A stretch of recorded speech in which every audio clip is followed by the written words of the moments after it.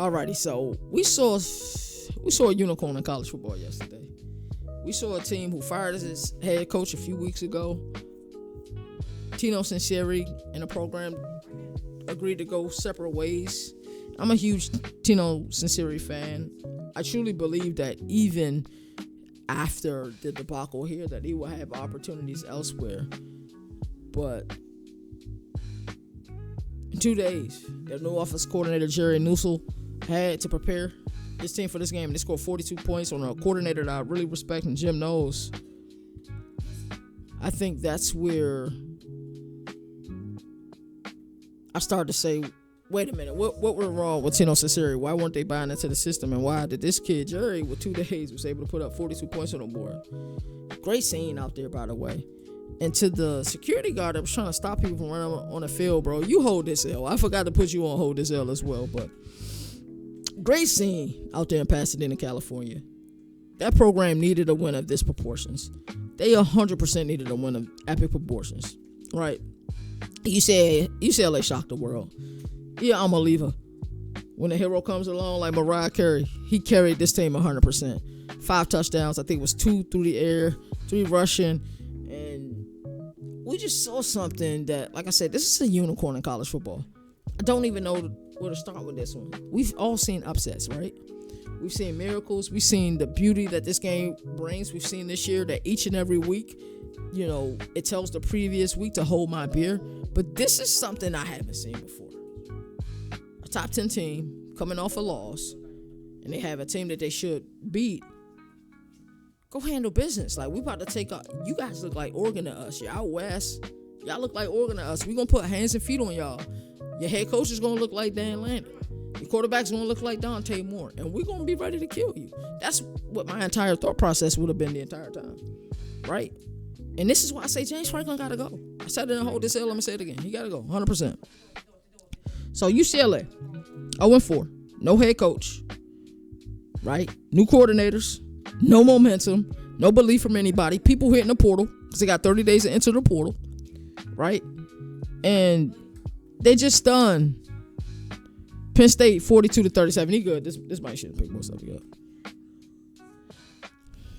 Let me say it again. 42-37. So it led me to believe a lot of things. I've never, ever seen Jim Knowles' defense carved up like this. Ever. I don't believe there was a time at Oklahoma State, even in the Big 12, that I've seen his defense carved up like this.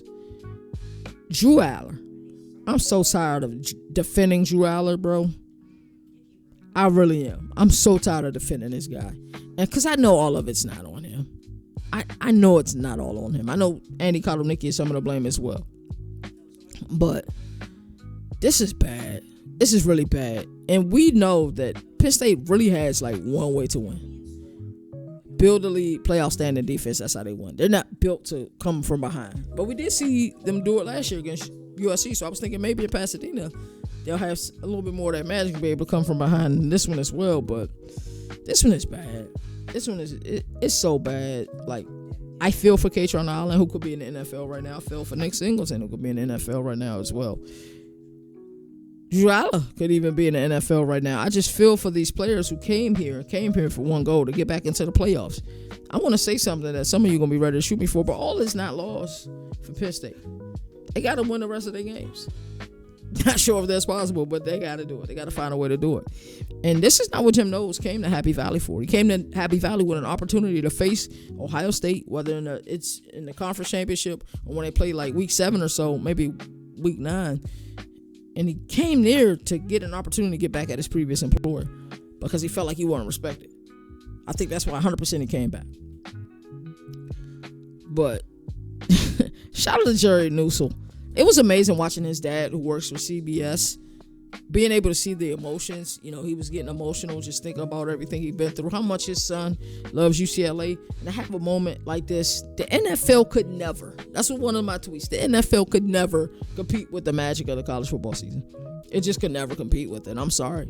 I know a lot of you don't hold that belief. I know a lot of you guys who watch NFL will say it's blowouts in college football all the time.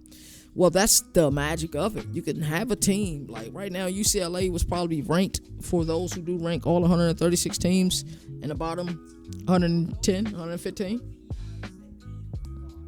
And they just beat the top 10 team. You could never get that in the NFL. It's not enough teams. The program in the NFL is set up for you to be successful. Teams who are not successful, they've employed bad general managers. They've employed bad coaches. So they have not drafted the best teams, or they're not a destination that many people want to come to. The NFL, there is a little bit of fairness. College football holds no fairness. There ain't no drafts. You better recruit, and you better hope players want to stay on your team. And if you do get a good one, like San Jose State got that wide receiver right now, Scooter, however you say his name, he gone next year. You know it 100%. He's gone. They're not going to be able to afford the money. That's what college football is. They don't feel sorry for nobody, dog. NIL has brought a little bit of parity, because if your school does have any resources, and if there are even a little bit plentiful, you have the ability to pay players. That's what you have. So, this loss right here, one of the worst losses I've ever seen a top 10 team ever take. It really is. I know some of you will go to the USF and Florida game. Some of you will probably go to App State, Michigan, 2007. Some of you probably go to I think it was App State, Texas A&M, a few seasons ago. This one is the worst one. They were 0-4. They had never led in a game. It's one thing being defeated. It's one thing never having a lead in a game. So in no part, you played, 4 games already? So no part in 240 minutes did you have a lead? Not one time. That's 4 hours. Did they have a lead at all in the season? Embarrassing. This is the worst top 10 loss I've ever seen. Worst top 10 loss. Maybe I'm being, maybe it's recency bias. Maybe I'm being a prisoner of the moment. But what do I always say about college football? It is a what have you done for me lately sport. If you look at Penn State's last 2 games, they, lost the whiteout game. Cool, you lost to Oregon. At home, waste of a whiteout, yes. I do share those sentiments, but to go out west and then lose to UCLA in the fastest that you lost them to, it wasn't like a 16-13 game, 13-10 game. A team that has never led at all this season scored 42 points on you, bro. Nico Iamaleava, I couldn't be more happier for the kid, because I predicted this team would be bowl eligible. I didn't predict them to play it terrible as they did, or Deshaun Foster to get fired, or Tino Ciceri to step down from the job. But Nico, 17-24, 166 yards, 2 passing touchdowns, 128 yards rushing, 3 more scores on the ground. And then when you look at him, he was giving his all. He was tired. You see he was cramping up. He was beaten up. he only weighed probably 200 pounds flat, if that. I would, even though he's like 6'4", I'll probably say he's probably like 190. But the kid gave it his all.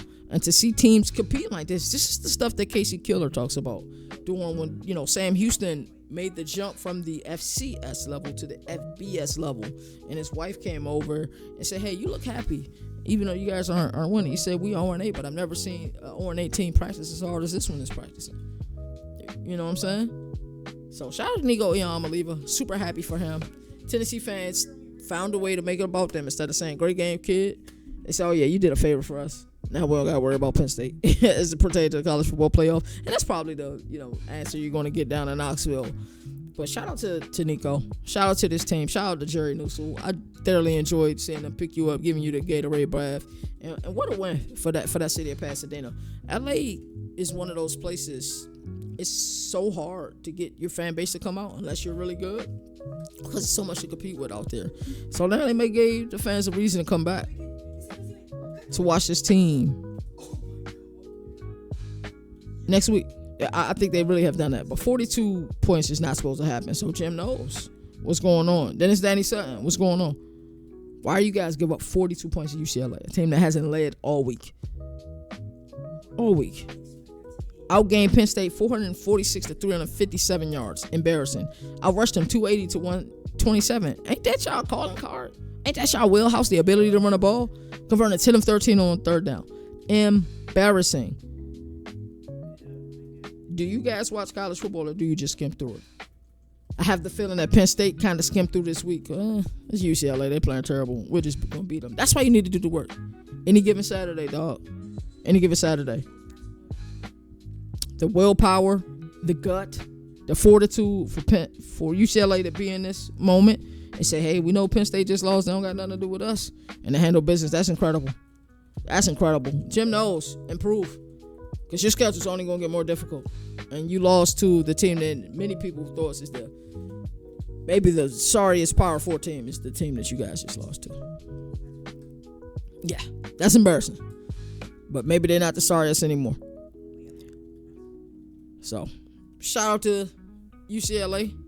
No shout out to Penn State. UCLA's first win against a top 10 team since 2007.